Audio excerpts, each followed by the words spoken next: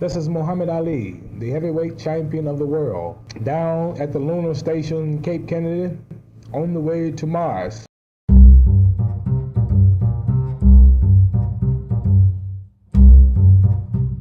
I was probably 9 years old when I first realized how much I loved radio. When I was 10, 11, 12, I would go down to Chicago and watch the real DJs work down at the big Chicago radio stations.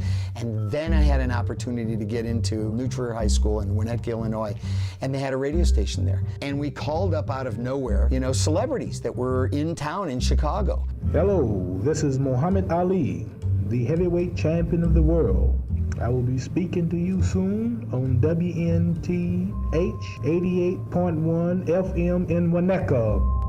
Okay, so we're 17 years old. We're sitting in the office and Ali screeches up in his red Cadillac convertible. 24 years old, comes in the office, and this girl comes and sits on his lap. She must have been 18, 19 years old.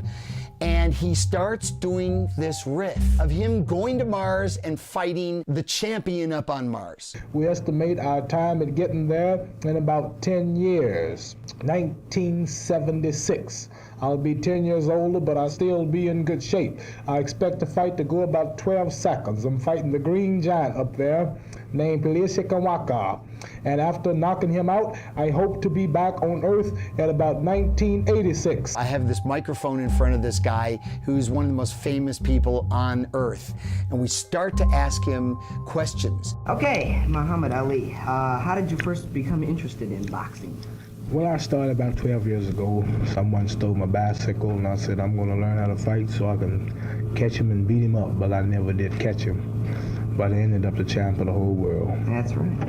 Did you resent that hard training that you had to go through before major fights?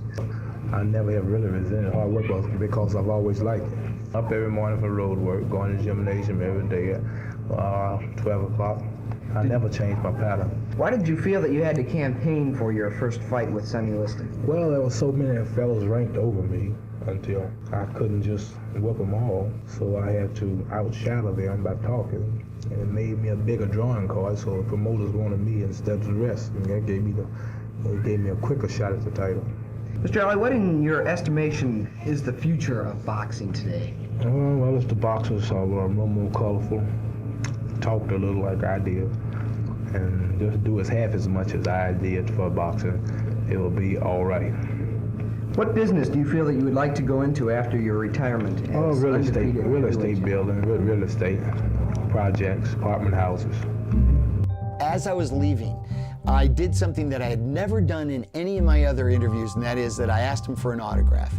And he put out an album, and I actually had him sign it, and he signed it from Muhammad Ali, world champ, and it says 1966. So I hope that all of you will be here waiting for me and tell your children here on Earth that the champion is leaving now, and I will be back in 20 years with the universal title. Thank you.